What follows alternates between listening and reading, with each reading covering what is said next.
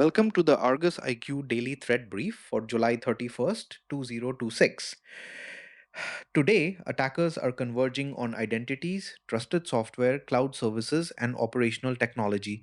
Iranian linked utility intrusions, Russian aligned mailbox compromises, ransomware delivered through social engineering, and fast moving vulnerabilities show why perimeter defenses alone are no longer enough. We also examine agentic artificial intelligence, supply chain exposure, and the urgent patch decisions facing security teams. Now let's turn to today's threat landscape.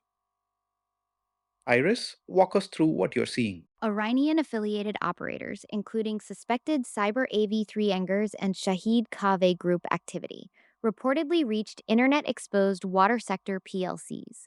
They altered or deleted project files, changed credentials, disrupted telemetry, and forced operators into manual control. The incidents demonstrate how exposed engineering interfaces can turn cyber access into physical disruption. Russian aligned Laundry Bear and TA 488 campaigns targeted Zimbra and on premises Outlook web access weaknesses. The activity enabled mailbox compromise, token theft, persistence, and bulk email collection.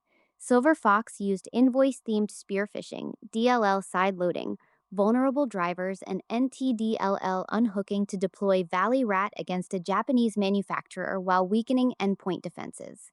STAC 4749 used Microsoft Teams voice phishing and remote support tools, including Quick Assist and AnyDesk, to deploy Chaos ransomware. Some victims were encrypted within 17 hours of initial access. Cloud identity abuse is also accelerating. Compromised Tential keys sent roughly 110,000 phishing emails, while DPRK linked UNC 5342 used Mac OS malvertising and click fix lures to steal browser credentials, cloud keys, SSH material, and cryptocurrency wallets. Who struggled? Solid breakdown, Iris. Lux, let's zoom out. What's the strategic picture? Treat every AI agent as a privileged digital identity. Assign explicit autonomy limits, short lived permissions, immutable logs, runtime monitoring, and mandatory human escalation for consequential actions. Identity governance must cover employees, services, applications, cloud workloads, and agents through one control architecture. Vulnerability management should prioritize exposure, asset criticality, exploit timing, and compensating controls instead of severity scores alone. Assume offensive AI will shorten reconnaissance and attack development. Then automate asset discovery, behavioral detection, triage, and containment. For software, require continuous provenance assurance across SBOMs, dependencies, maintainers, build systems, signing, and telemetry destinations. For pair brand monitoring with measurable takedown times, and integrate geopolitical intelligence with cyber monitoring to identify influence operations, espionage, hacktivism, or infrastructure targeting before they escalate. Thanks, Lux.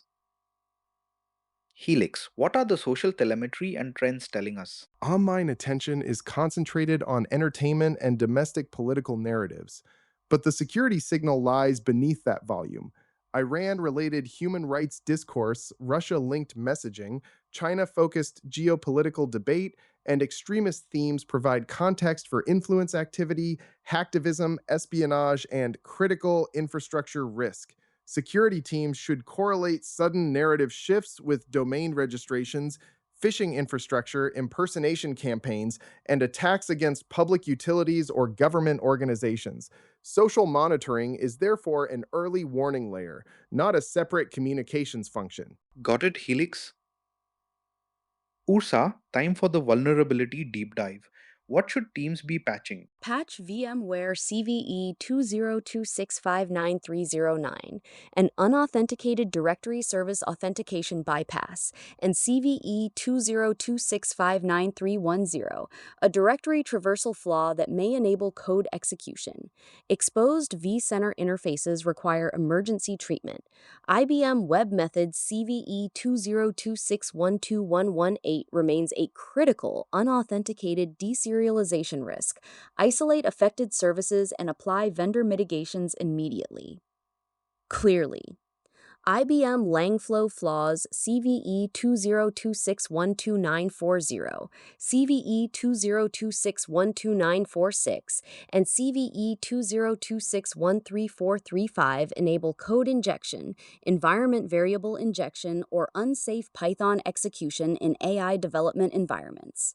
Azure Cosmos DB CVE 2026666803 presents no privilege remote code execution with changed scope and demands tenant review, remediation, and key rotation. Also prioritize SolarWinds Web Help Desk CVE 2026283323, Zimbra CVE 2025663676, SQL TIE CVE 2026512990, and CVE 2026512991, ESP32 Audio I2S CVE 2026511272, and UMAI Vision CVE 20264978.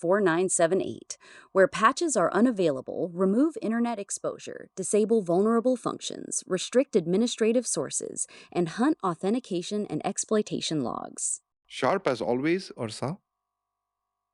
Let's close out. First, remove direct internet access from management interfaces, PLCs, HMIs, and cloud administration planes. Second, enforce phishing resistant multi factor authentication, rotate exposed tokens and keys, and verify that immutable backups can restore critical systems.